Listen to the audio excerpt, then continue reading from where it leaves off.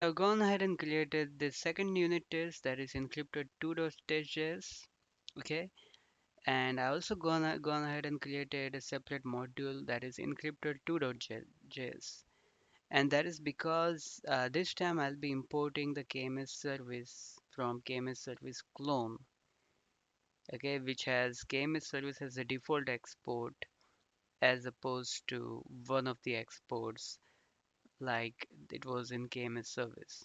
Okay, and that is important because if I don't do that, then I can't mock it, even though this is referring to the same KMS service that is exported by this, and then using it to export its own implementation.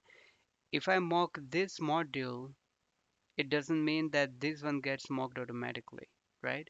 So that is why I have gone ahead and created a separate module that will use a separate default export here.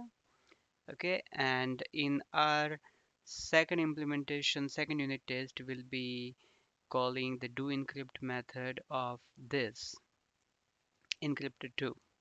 Okay, and the implementation is really the same. There is no difference at all. So just like what we did here, we used to have KMS service, which was one of the exports, not the default export, and we were setting mock implementation. It is the same. There is no difference. Okay, there's really no difference. So I'm just doing the same thing, creating a mock implementation here that has the encrypt secret as one of the methods, and I'm resolving this to mock resolved value. Okay, and I'm calling doEncrypt, and then I'm matching this to be the same, right? So when I run this test, it succeeds. Okay, and just to show you what I'll do, oh, I'll just do some console logging here. So in this, I'll just do KMS service here. Okay, and let's run it again. And this time you see that KMS service is having this mock implementation. So this is not your KMS service that is the actual implementation from this clone.js, but it's the mock implementation that we passed. Okay, so yeah, so that is it. And this is a KMS service, and this is a function, but we can also call it as we can also consider it a class and create instances out of it. I think something we covered in the first session, that the mock function is itself a mock class as well, and we can create new instances of it by using the new operator. Okay, so that was just an example of default export. Now, using mock implementation like this within the particular unit test case is very useful if just within the one test file you want to do different implementation of this. So let's say I might have a different second unit test here, and that will actually resolve the value to something else. And I also want to perform unit test based on that. And I also have an unhappy scenario where I want to test it with the mock rejected value, right? So there could be multiple scenarios where I just within the same unit test file, I want it to resolve or reject different values. But if I know that I'll be resolving or rejecting it to just one value for my unit test, then instead of doing this mock implementation per each unit test, I can just have one common implementation here outside of all the unit tests, so that all the unit test will be actually picking up that mock implementation. The way I would do that is, let me comment this out and let me go to this implementation. So this is basically nothing. It's just your jest mock where we are telling which model you want to mock, and the second argument is actually a factory function. And here you are writing the same thing as here, except so if you see that this part till this is the same as this. right? There's no difference, except that this factory function returns, uh, a class, a mock class, and that is this implementation. Okay, so having written this now, I can actually comment this out because I have kind of like the global mocking here for this test module, so I don't have to do separate mocking in each unit test. And when I run this, I will get the same output. Okay, and this unit test will also run just fine. So just there are different ways of achieving the same thing. The only disadvantage here is that all your unit tests will actually use the same mock. So if you want to change it, then you'd better go with this approach here. Okay, or you can actually just use this function and override that implementation, but and that is still just fine. So for example, if I go here and change my mock implementation to password 2, and let's see what happens now. So I have one global implementation and I'm just trying to override it with my own mock implementation, and it tells me that uh, the one that I'm expecting is this and not this, because we just overwrote this implementation by our own implementation in a particular test case. Okay, so I can change this and do this, and that would still work, right? So that is basically, not only did we understand how the default export is just like it's pretty much the same as the other export where the service is one of the exported values, but also we learned how to, use the global mocking, global as in common mocking outside of any unit test, as well as a specific mocking.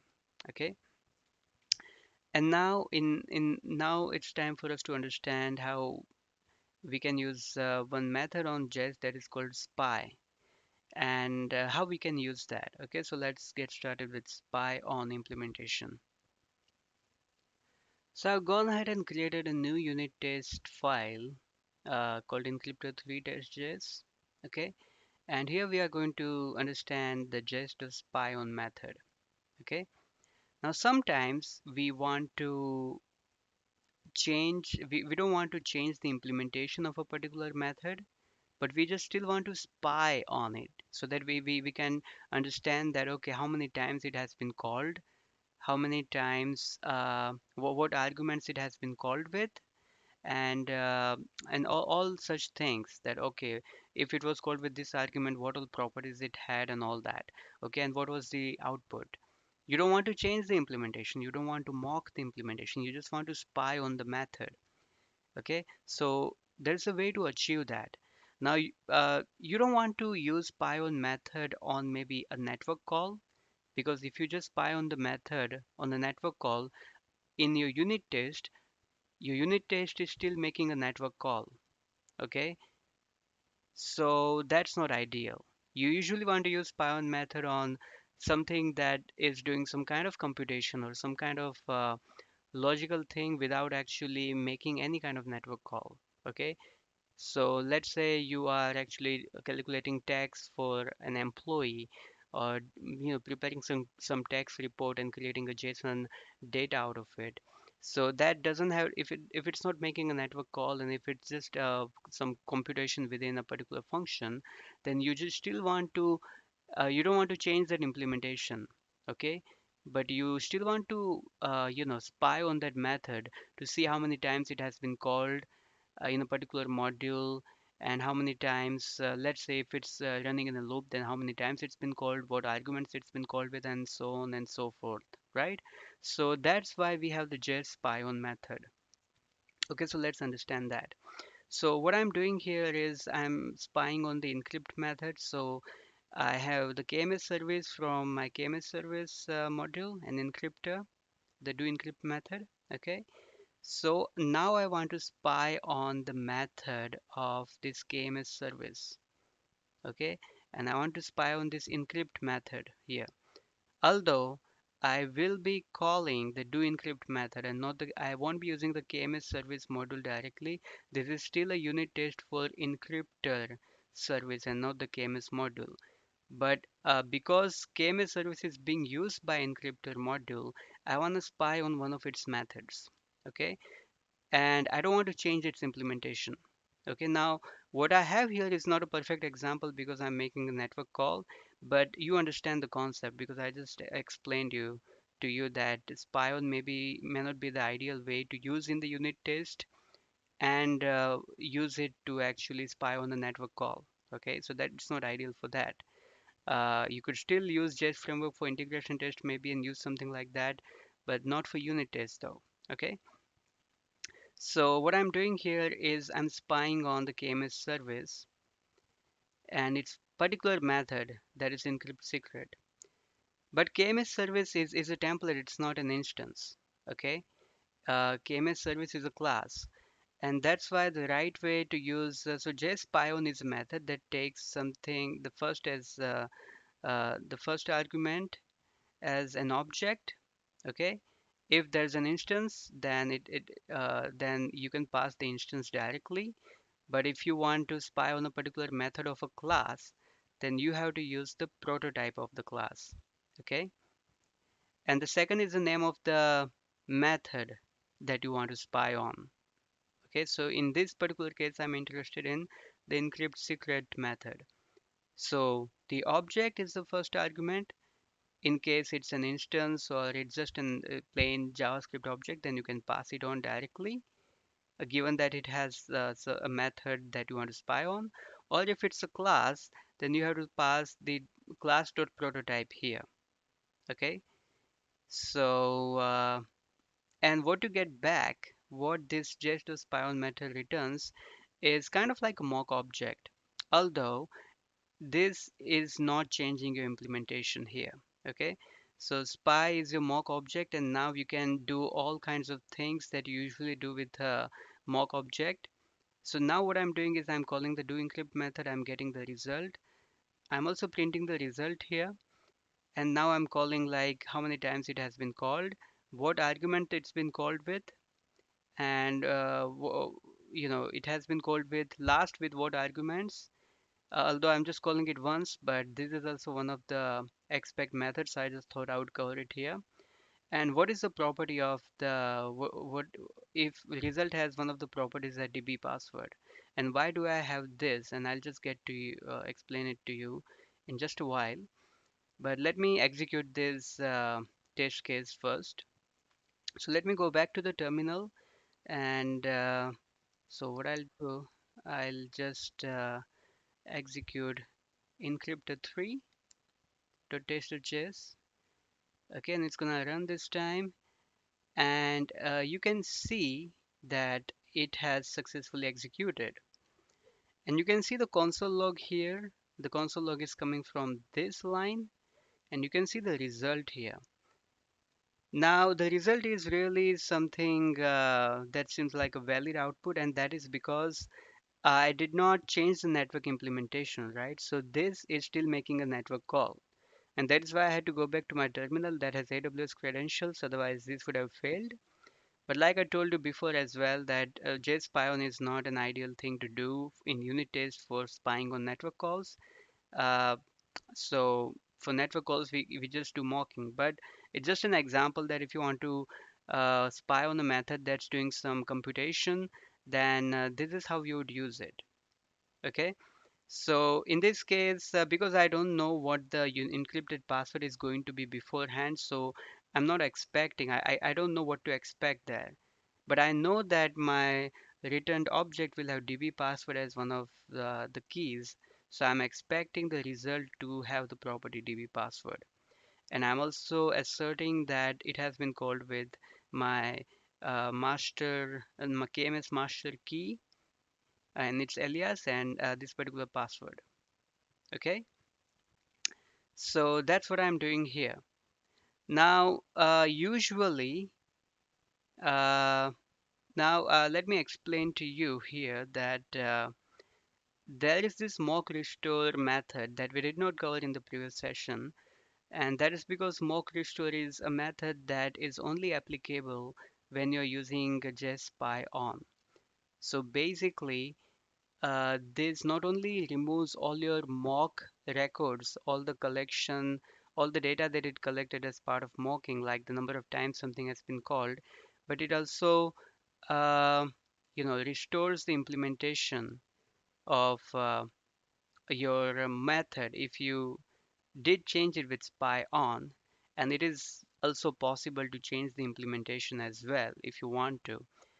And that brings me to the next point where I'm not only spying on the method, but I'm also changing its implementation. Okay, so in this case, my encrypted path secret method will actually not only be spied on, but its implementation has also been changed. So this is something that you might want to use if you are using unit testing and you want to mock a network call. But although we've already seen that there are other ways to achieve that, and we've covered that in the previous unit tests, right? But this is also one of the ways if you want to do it. So I'm spying on the KMS service prototype. Encrypt secret is the method, and this time I'm adding some mock implementations. So it is going to return my encrypted password. I'm again doing the same call, do encrypt. Expect spy to have been called by one alias, and I'm expecting the result to have db password property and with this encrypted password. Okay. Now I also want to add here that when you do mock restore, it not only does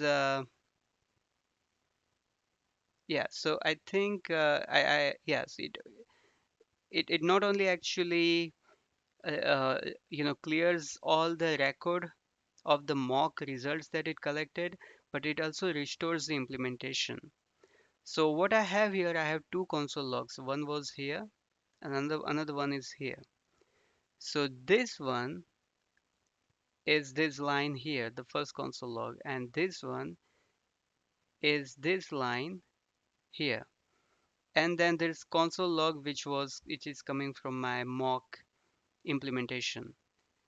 So when I did spy to mock restore, it actually uh, cleared all the mock data, and not only that, it restored my original implementation of encrypt secret. So when I executed the third time, it gets executed with the original implementation, which actually makes call to the actual AWS Cloud KMS service and gets me the result here, just like it did in the result here. Okay. So these two blocks are actually making network calls, and this one is not because this has mock implementation. Okay, and within the same uh, it block, I was able to make network call with the original implementation, have the mock implementation, and revert back to the original implementation.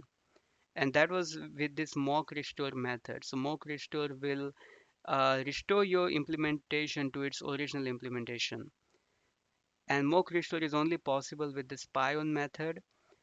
If you do mocking with anything else, for example, jest.fn or something else, and if you want to restore the implementation of a particular method to its original implementation, then it's not possible using mock restore. This method is only applicable on a spy that you created using just spy-on. So I think go through this implementation a couple of times, try to understand it. I've shared the link of my repo in the description below, so try to go through the implementation, and I think you'll get the hang of it. Just one thing to reiterate again. So if you have a class, you spy on its prototype. But if you have an instance of a class, so let's say if I create something like const kms service is equal to kms new kms service with some client, okay? So then this is an instance of the class, and I can directly pass it on here, okay? So just.spyOn takes an object that has a particular method, but if you have a class, then you have to pass a prototype. Okay. Having said that, I think we have covered all the important things in this session, and let me know how you liked the whole mocking session. So my intention in these two sessions was to cover the mocking specific part of Jest. Of course, I could have covered the expect and all the methods that it had, but I think there's already a sufficient and clear-cut documentation there for that. And also, I could have covered some other things like before each and after each, but it's not quite applicable to the subject that I wanted to cover. But in spite of that, I tried to cover many small little things that I could cover that touches up on other aspects of the Jest framework. But mocking is crucial, and usually people, kind of fumble around with mocking, and writing unit tests should be something that developers should be do very quickly because you want to spend more time writing the actual business implementation and less time writing test. But at the same time, you want to also write comprehensive unit test to have all the coverage, you know. So to spend less time on unit tests, you should be efficient with the test framework, and you don't want to fumble around with how to mock something and why it's not getting mocked properly. And that's why spending some time on a framework like this and understanding its uh, inner nature is in a very quick and sufficient way, it's very important. So in this essential sessions for developers, I try to cover it in a very succinct and concise manner. I hope you like them, and thank you very much. Thank you.